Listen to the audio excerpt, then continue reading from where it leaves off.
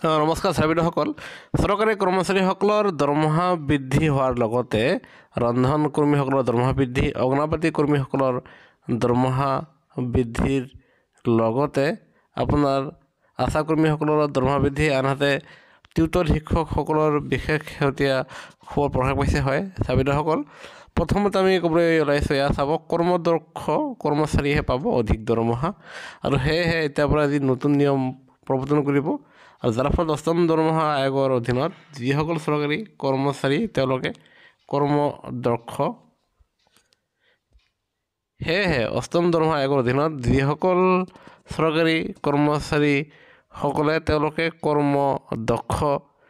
আপোনাৰ তেওঁলোকৰ দৰমহা বৃদ্ধি কৰিব বুলি আপোনাৰ এক বিশেষ সূত্ৰৰ খবৰৰ ভিত্তিত জনা গৈছে আৰু এতিয়া লক্ষণীয় হ'ব যে অষ্টম দৰমহা আয়োগত চৰকাৰে কেনেধৰণে দৰমহা বৃদ্ধিৰ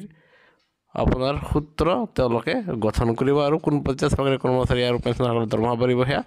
লক্ষণীয় হ'ব আৰু যিয়ে নহওক বিশেষ এটা খবৰৰ ভিত্তিত আপোনাৰ কৰ্মদক্ষ কৰ্মচাৰীহে তেখেতসকলৰ দৰমহা বৃদ্ধি পাব বুলি জনা গৈছে এতিয়া অনেক বিশেষ এটা খবৰ সেয়া হ'ল মুখ্যমন্ত্ৰী যি লগে হওক আৰোগ্য যোজনা আছে তাত আপোনাৰ ধন সংগ্ৰহ হয় বৰঙণি সংগ্ৰহ 160 কোটি টকা কিন্তু চিকিৎসা নামত এতিয়ালৈকে মাত্ৰ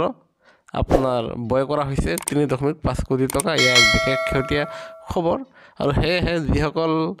আপোনাৰ কৰ্মচাৰী পেঞ্চনাৰে তেওঁলোকে এতিয়াও ৰেজিষ্ট্ৰেশ্যন কৰা নাই আপোনালোকে ৰেজিষ্ট্ৰেশ্যন কৰি আপোনালোকে ক্লেইম কৰিব পাৰে এতিয়া অনেক বিশেষ শেহতীয়া খবৰ সেয়া হ'ল ৰান্ধনী কৰ্মী আশা কৰ্মী আৰু অগ্নিবাতি কৰ্মীসকলে তেওঁলোকে অৰুণোদয়ৰ যি আঁচনি আছে তাৰ আওতাত নপৰিব আৰু ৰান্ধনী কৰ্মী আশা কৰ্মী আৰু অগ্নিবাতি কৰ্মীসকলে যদিহে অৰুণোদয় গ্ৰহণ কৰি আছে সেয়া তেওঁলোকে এৰি দিব লাগিব কিয়নো মুখ্যমন্ত্ৰীৰ মতে চৰকাৰী কৰ্মীসকলে তেওঁলোকে আপোনাৰ অৰুণোদয়ৰ হিতাধিকাৰী হ'ব নোৱাৰিব আৰু এই ক্ষেত্ৰতে আন এক শেহতীয়া খবৰ প্ৰকাশ পাইছে সেয়া হ'ল আশা কৰ্মী আৰু অগ্নিবাতি কৰ্মীসকলৰ দৰমহা আপোনাৰ বঢ়াবৰ কাৰণে আপোনাৰ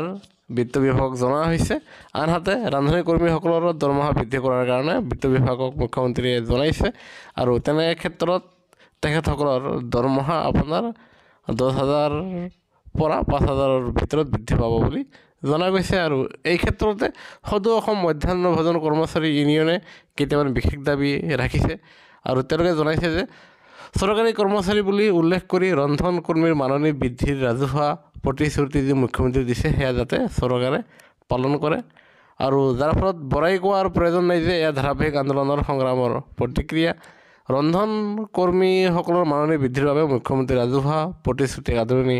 জনাইছে আৰু সেয়েহে ৰন্ধন কৰ্মীসকলৰ দৰমহা 10,000 টকালৈকে আপোনাৰ বৃদ্ধি কৰিবলৈ তেওঁলোকে জনাইছে আনহাতে ৰান্ধনী কৰ্মীসকলৰ কিবা কাৰণত তেওঁলোকৰ মৃত্যু ঘটিলে তেখেতসকলক 3 লাখ টকাৰ এককালীন সাহায্য দিবৰ কাৰণেও তেওঁলোকে আপোনাৰ দাবী জনাৰ লগতে ৰান্ধনী কৰ্মীসকলক আপোনাৰ চিকিৎসা সাহায্য দিবৰ কাৰণেও তেওঁলোকে দাবী জনাইছে আৰু আন এক শেহতীয়া খবৰ সেয়া হ'ল শিক্ষকৰ মৰ্যাদাৰ দাবীত দিছপুৰ কপাব সন্মিলিত মঞ্চই আৰু সেয়েহে আপোনাৰ টিউটৰ শিক্ষকসকলৰ আন্দোলন ঘোষণা কিয়নো তেখেতসকলৰ যি টিউটৰ হিচাপে ৰাখিছে তেখেতসকলে ফুল স্কেল লাভ কৰা নাই তেনে ক্ষেত্ৰত তেখেতসকলক ফুল স্কেল দিবলৈ আপোনাৰ টিউটৰ কৰ্মচাৰীসকলে তেখেতসকলে আন্দোলনৰ পথ বাছি ল'ব বুলি ইয়াৰ দ্বাৰা জনা গৈছে আনহাতে আন এক শেহতীয়া খবৰ দিবলৈ ওলাইছোঁ সেয়া হ'ল অৱসৰৰ 15 দিনত সম্পূৰ্ণ হ'ব অডিট আৰু মাধ্যমিক স্তৰৰ বিদ্যালয়ৰ মুৰব্বীৰ পেঞ্চন প্ৰাপ্তিৰ জটিলতা আঁতৰিল যি মাধ্যমিক স্তৰৰ বিদ্যালয়ৰ মুৰব্বীসকলৰ পেঞ্চন পোৱাৰ কাৰণে আপোনাৰ দেৰি হৈ আছিলে পলম হৈ আছিলে সেয়া জটিলতা আঁতৰিল আৰু এয়া 15 দিনৰ অৱসৰৰ পিছতে সেয়া সম্পূৰ্ণ অডিট আপোনাৰ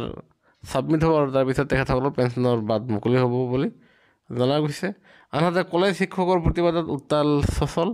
পদোন্নতিকে ধৰি বিভিন্ন সমস্যা সমাধানৰ দাবীত কলেজ শিক্ষকসকলে প্ৰতিবাদ কৰি আছিলে আৰু সেয়া আপোনাৰ দাবী যি শেহতীয়া খবৰ সেয়া আমি জনালোঁ আৰু আনহাতে এইবাৰ আপোনালোকৰ জানুৱাৰী মাহৰ পৰা আকৌ আপোনালোকে 3% মৰ্গীয়া বনচ পাবলৈ সক্ষম হ'ব আৰু সেয়েহে যেতিয়া এই সন্দৰ্ভত বিভাগীয় কৰ্তৃপক্ষৰ পৰা জাননী প্ৰকাশ পাব